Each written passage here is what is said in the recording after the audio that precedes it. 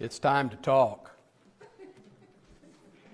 We need to have a talk because we have finished the first quarter of 2019.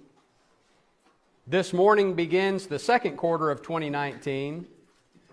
And so it's a good time for review and reflection on what happened in the first quarter of 2019, to refresh ourselves on the goals that were set for us by the elders, and to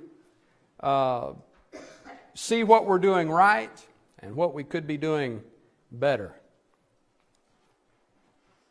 When we think about that statement, it's time to talk. In a sense, I'm using that in reference to my talking with all of you this morning. But I think more importantly, I'm using that in the sense of me talking to myself about these things. That we all need to talk to ourselves, to reflect within ourselves about the things that we're supposed to be doing. We see that principle in Galatians chapter 6, verses 1 through 5, where the Apostle Paul, in writing to the Galatian churches, says, "Brethren, if a man is overtaken in any trespass, you who are spiritual, restore such a one in a spirit of gentleness, considering yourselves." So there's the first instance of our idea this morning. Considering yourselves, certainly a statement of self-examination. See, for me to be able to identify those who are overtaken in a trespass, for me to be able to identify those who are struggling with living the Christian life, I need to first be examining myself, right? Isn't that what Jesus said when He used that hyperbolic illustration? As some commentators have said, in the culture of Jesus' day, basically slapstick comedy. Talking about someone with a plank sticking out of their eye trying to pull a speck out of someone else's eye. And He says, first remove the plank from your own eye. And see, that's really where people stop, isn't it? They stop with that. Why don't you get the plank out of your eye? Usually when you've gone to do what Paul says right here, to go to help someone who's been overtaken in some trespass, and you go to help them, and they have the wrong attitude about that, and they reply with something along the lines of, well, why don't you get the plank out of your own eye? And they stop there. Well, Jesus didn't stop there. He said, get the plank out of your own eye, then you can see clearly to get the speck out of your brother's eye.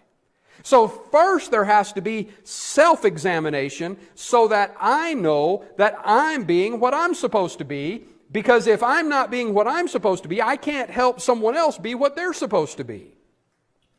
So you see that idea here in this considering yourself.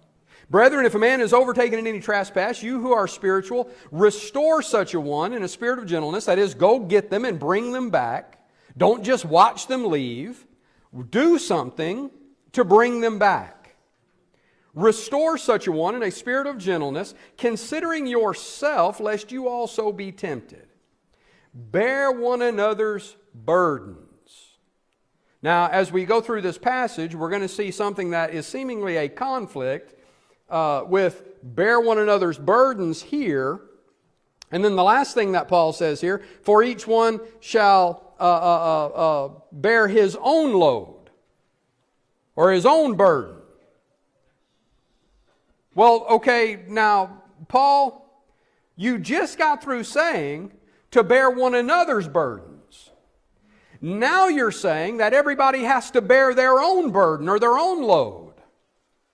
Well, the word burden here, when he says bear one another's burdens, and the word load here are two different Greek words. They're not the same word.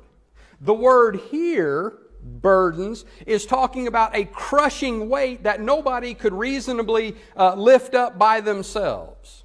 And we understand that sometimes our brothers and sisters, sometimes those that we love and care about, are under such a tremendous burden, such a tremendous weight, that it is seemingly impossible for them to lift that off of themselves by themselves. They need help to do that. Well, certainly if someone doesn't even recognize the burden that is crushing them, then they're not even going to be trying to lift it off of themselves.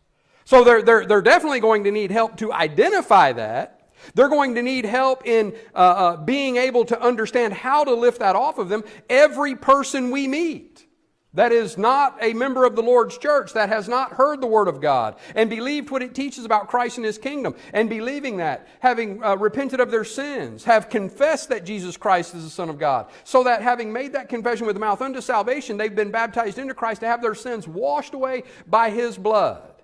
Every person we meet that has not done that is under the crushing weight of sin. They can't lift that off of themselves by themselves. They need help to lift that crushing weight off of them. They need someone to come and teach them the gospel. They need someone to come and share with them the atoning sacrifice that Christ made on their behalf and how to receive the benefits of that sacrifice so that that crushing weight of sin can be lifted off of them. But then even after someone has done that, we have brothers and sisters that struggle with trials in their life that are seemingly crushing them down. And they need help. They need the gentle, loving kindness of a spiritual brother or sister that can come to them and help them get that burden off, to have that burden removed, to turn back in the right direction to Christ. So that's the burden it's talking about here, a crushing weight. The load that it's talking about here is like the pack that soldiers would carry. You know, we hear soldiers talking about their rucksack, and I mean, that thing's heavy. They load it up with weight, and they have to hike under that weight. But it's what they're supposed to be carrying. We all have that, don't we? We have the load that we're supposed to be carrying through our Christian race. Right? The things that we're supposed to be bearing up, holding up, carrying. This is the load of responsibilities. The load of obligations, right? See, commitments, obligations, responsibilities, those are things we have to carry. But we're supposed to be carrying those things. We're supposed to be holding those things up. If we take that pack off and we throw it down so that we won't have to carry it anymore, you know, it's just gotten too heavy for us and we take it off and throw it down, well, then we're not doing what we're supposed to be doing. So that's the difference between the burdens here. That's something that is crushing, that someone needs help to get out from under. This is what we're supposed to be carrying, our obligations, commitments, responsibilities. And Jesus said in Matthew chapter 11 and verse 30 that His burden was light. John said, "For this is the love of God, that we keep His commandments, and His commandments are not burdensome." See, we're able to carry that load because we love God. We're able to carry that load, and that load is light in comparison to our commitment to God, to our love for God. We want to carry that. We wouldn't dare think about putting that load down. That's the one that Paul's saying that we each individually have to carry. I can't do your responsibilities for you. That's what Paul's saying there. You can't do my responsibilities for me. We each individually have to be bearing our own load. We each individually have to be keeping our own commitments, our own responsibilities, our own obligations. And if our love for God, our love for the church, our love for lost souls is what it's supposed to be, then that load, we won't even notice that load. We'll enjoy carrying that load. We'll love that load. If somebody tried to take it off of us, we'll say, "Get off, that's my backpack." You leave my responsibilities alone. I'm going to take care of those. That's this load. And that pertains more specifically to what we're talking about this morning. As he goes on there, he says, bear one another's burdens and so fulfill the law of Christ. For if anyone thinks himself to be something, when he is nothing, he deceives himself. That reminds us of what the Apostle Paul said over in Romans chapter 12 and verse 3, doesn't it? That we're not to think more highly of ourselves as we ought, but to think soberly. That is, there is a right way to think about ourselves. And the idea here is comparing between these people, comparing between people who have gone away and saying, well, I haven't gone away, I'm still faithful. And we really think we're something because we see people falling by the wayside while we keep chugging the Christian race. And we're thinking, well, you know, that really puffs me up. That I can really be proud of that, right? Paul says no. See, you're thinking of yourself as something by comparing yourself to something that's not the standard. For if anyone thinks himself to be something when he is nothing, he deceives himself. But let each one examine, notice that, examine his own work. See, the standard for whether or not I'm doing what I'm supposed to be doing is not to look at somebody else who's not doing anything. It's not to look at somebody else who maybe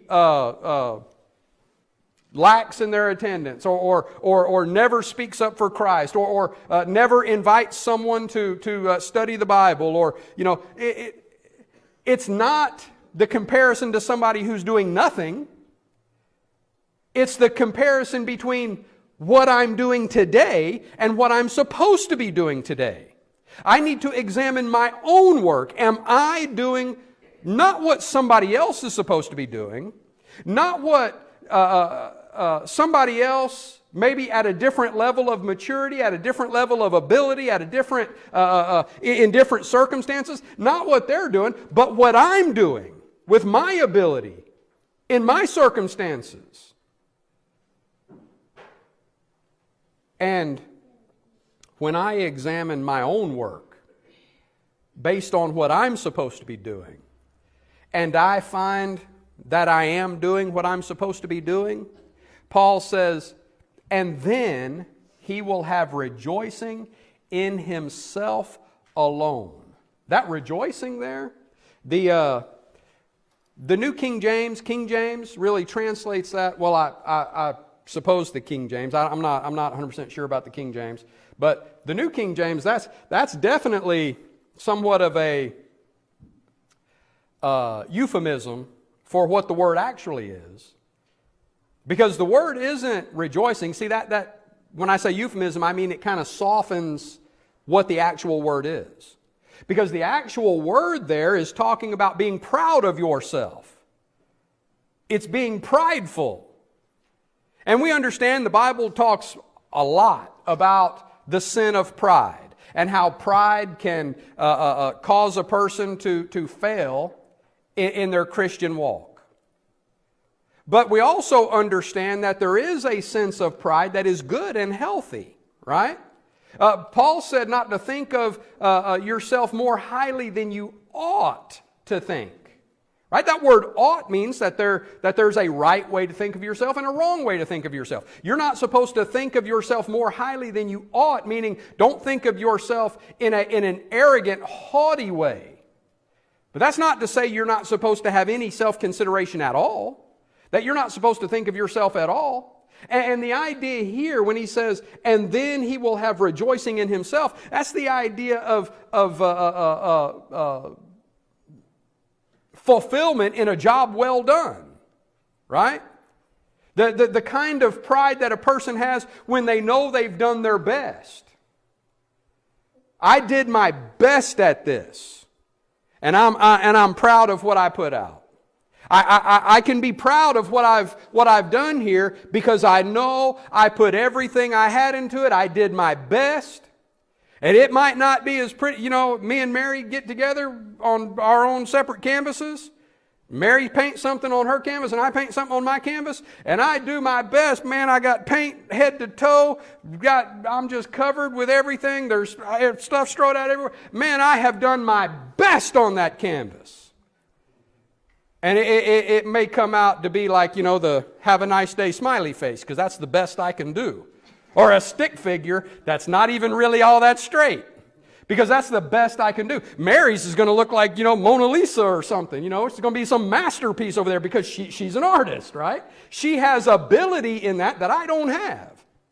But I can still be proud of what I did, not because it's just as pretty as what she did, or because it's just as technically correct as what she did, or whatever, but because it's the best I could do. And I know I did the best I could do. And I can be proud of that. Just like if she did the best she could do on her masterpiece, she can be proud of that. It's like the widow's 2 mites. She put in everything she had. Jesus said she gave more than anybody else. She could be proud of those 2 mites because it was a true expression of sacrificial giving. Now somebody else comes in there and puts in $10,000, and that also is a true expression of sacrificial giving. He can be just as proud of that $10,000 as she can of the 2 mites, because they are equal in the sense that it was the best they could do. That's the idea here. If I'm doing my best, I'm using my abilities to the best of my ability to bear my own load, to do what I'm supposed to be doing, not to do what you're supposed to be doing, to do what I'm supposed to be doing. And I'm doing my best at that. And I examine my work and I say, well, that's the best. That might not be as good as Walter could do it or Ron could do it, but it's the best I could do. I can be proud of that. Right? Somebody else engages in an activity and they know that it's the best they've done, and they say, well, that's maybe not as good as Norm could have done it, but which is not likely because there's not many things that, but that's not as good as Norm might have could have done it, but it's the best I could do. Then you can be proud of that, right? That's what Paul's talking about. You can be proud of your work. You can have a sense of fulfillment. You can have a sense of gratification because you know you've done your best. And man, if especially young people, if there was some magic pill we could give to young people that would teach them this lesson, to stop comparing themselves among themselves, to stop saying I'm not pretty enough, or I'm not smart enough, or I'm not talented enough because Sally Sue or Bobby Joe can do it better than me. So what? That's not your standard. Your standard is your ability. Do your best because it's your best. And do the right thing because it's the right thing.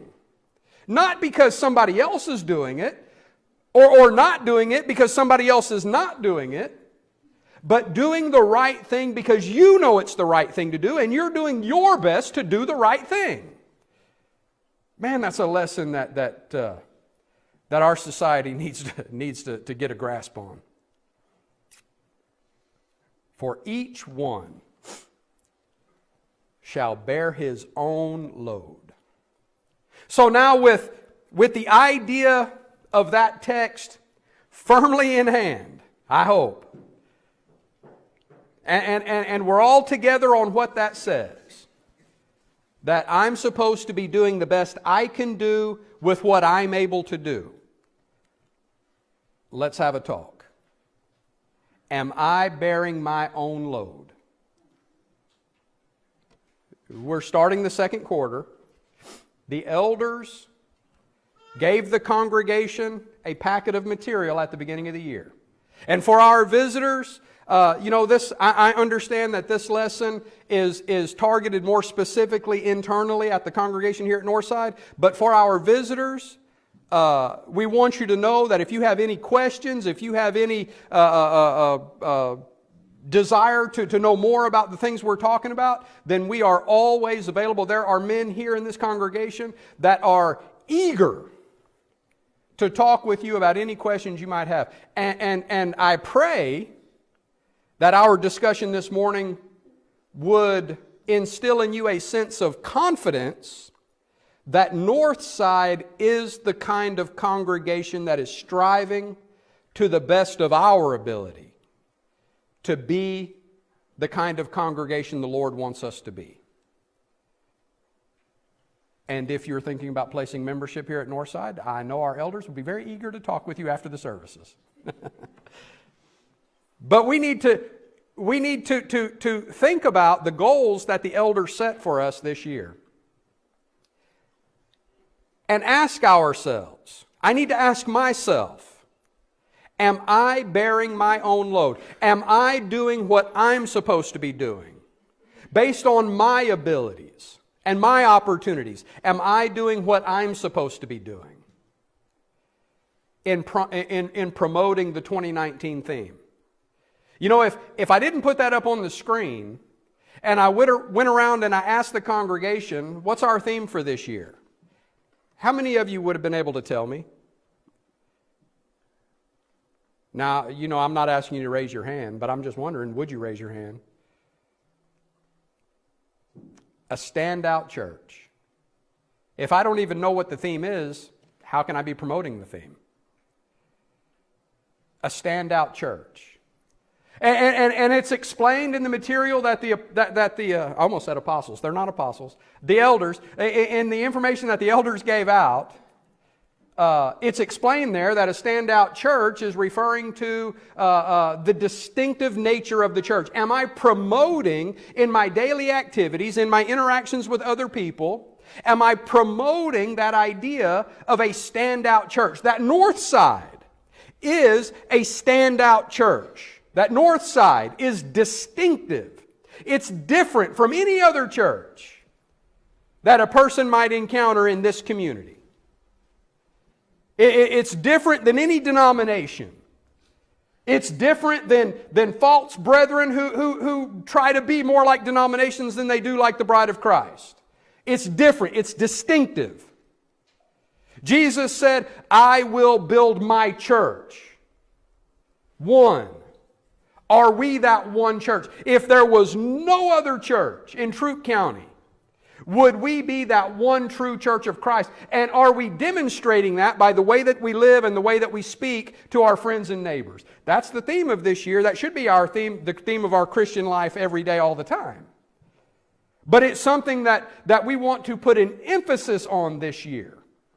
That the church of Christ is different. The church of Christ is distinctive. And the church of Christ stands out because of the way that her people live the doctrine of Christ. It stands out as something special, as something unique, as something distinctive. Am I demonstrating that? Am I promoting that theme? Right? Am I bearing my own load in doing that? Or in focusing on the work of the church. That's in the packet that the elders gave out, that we should all think about how we can emphasize the work of the church in our personal activity in this congregation. That we should be focusing on how we can be active in those things. In evangelism. Am I, in my personal daily life, living in such a way and talking in such a way with my friends and neighbors, with those that I come into contact with, that it is evangelistic? And I'm not sure how a person can be evangelistic if they never talk about the church, they never talk about Christ, they never talk about the Bible. So are we looking for ways to integrate those kinds of discussions with our friends and neighbors, loved ones, classmates, work associates? Am I being evangelistic? Jesus said, go into all the world and preach the gospel to every creature. So often we think about that in the terms of foreign mission work. But I'm pretty sure every creature would include your classmates, would include your friends at work, would include your neighbors. I think they would be included in every creature also. So am I being evangelistic? And then the work of edification. Am I being a member of the congregation that is uplifting, that is encouraging, that builds up my brothers and sisters? As living stones in the temple of God, is my place in the wall made stronger because I'm there? And then benevolence. Am I someone who is characterizing the compassion of God in my benevolent spirit toward those outside and those inside? The work of the church is benevolence. Now it may be we engage in those things collectively, that because of our activity in the local congregation, the evangelistic outreach of the congregation is able to be carried on, right? Without your participation, that work wouldn't be able to be done. So these aren't things that are just individual, that are just in our individual activities. They should be present in our individual activities, but they're also facilitated by the things we do together. The edification of the church. When we're here for the worship services, we have the opportunity to be encouraging to our brothers and sisters who may need encouragement. How can I be encouraging to people that I never see? So we come together. We provide, the elders provide opportunities for us to come together, to be together, to edify and encourage one another. As the Hebrews writer says, not forsaking the assembling of yourselves together, as is the manner of some, Hebrews 10:25. But in verse 24, right before that, he says, considering one another in order to stir up love and good works, not forsaking the assembling of ourselves together. Right? We have to be together in order to consider one another, to stir one another up to love and good works. And then benevolence. The church would not be able to engage in the work of benevolence if we weren't here to contribute to the work of the church in the worship service. To show our love and devotion to God by the way we give back to Him. The way that the Macedonians did in 2 Corinthians chapter 8 when Paul says they first gave themselves to the Lord and then to us. So am I bearing my own load, my individual responsibility in evangelism, edification, benevolence? That's the three works of the church. And you've heard me ask that question before, and I like to ask that question. I like to ask myself that question.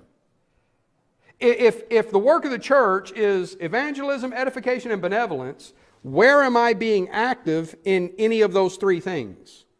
I should be active in all three of those things.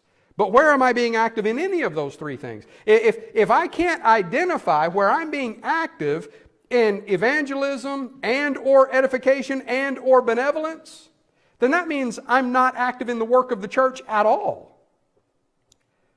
And that should frighten me. That should bother me. How can I be proud of work that I'm not doing? Paul said that when we examine our own work, we can be proud of that. In ourselves alone. That is, we can be proud in what we're doing to meet our responsibilities. We have to be doing it to be able to examine it. So am I bearing my own load? Am I bearing my own load in reaching the 2019 attendance goal? That is, the goal was set to average 60 a week in the attendance of the services. Now, first quarter average, we ended the first quarter. I got the numbers on the first quarter attendance. And we averaged 51 per service. That's not 51 every service, that's the average. 51 per service in the first quarter. That's good. We're moving in the right direction. We're doing good. Because that's up from first quarter 2018 of 43. In first quarter 2018, we were averaging 43 in the services. First quarter 2019, we're averaging 51 in the services. That's good. We got a good crowd this morning. I'm very thankful for everyone that's here. Am I working toward that goal? The way the most fundamental way we work toward that goal is by making the commitment to be in the services, to be present. And it may be that we've hit that 51 mark because there's more people this year that have made that personal commitment that I'm going to the best of my ability be present at every service. And that is a great commitment to make. That is a great commitment to shoot for. Because it's working. It's moving the number up. That's the direction we want it to go, right? It may be that number's moving up because we're being more active in inviting people to the services. And the visitors that are here with us this morning, we're so thankful for your presence here this morning because you're helping us meet our goal. And again, if you're interested in placing membership at Northside, the elders will be very happy to talk with you after the services. So we're moving in the right direction. So I want to ask myself the question, what could I be doing more to get that number from 51 to 60? Man, wouldn't it be great if at the end of the year we were not averaging 60, we were averaging 65 or 70? Wouldn't that be wonderful? It's only going to happen if I examine my own work and if I bear my own load. I can't look at somebody else and say, well, man, they're inviting people all the time. They'll make up that number. No, that's good for them. They can be proud of their work. What about me? What am I doing? Right? So am I bearing my own load? It may be this morning that you're not yet a member of the Lord's church. Wouldn't it be fantastic beyond description if we went from 51 to 60 by new converts, by baptizing people into Christ? That's really when the church grows. Now we can swell to 60 by people coming in, moving into the community, or coming and placing membership. We can swell to 60, and that's fine. But the church isn't growing in that situation. That's just people moving from one congregation to another. The church grows when we are active in teaching the gospel of Christ, when we're active in reaching people with the plan of salvation, in doing what Peter did in Acts chapter 2, and cutting people to the heart, convicting them of the guilt of sin, so that they say, what must I do? And we show them from God's Word that they must repent and be baptized to have their sins washed away by the blood of Christ. If you need to do that this morning, or if you need to come in humble repentance to be restored to active service in the Lord's church, whatever your need is this morning, we pray that you'll come while we stand and sing.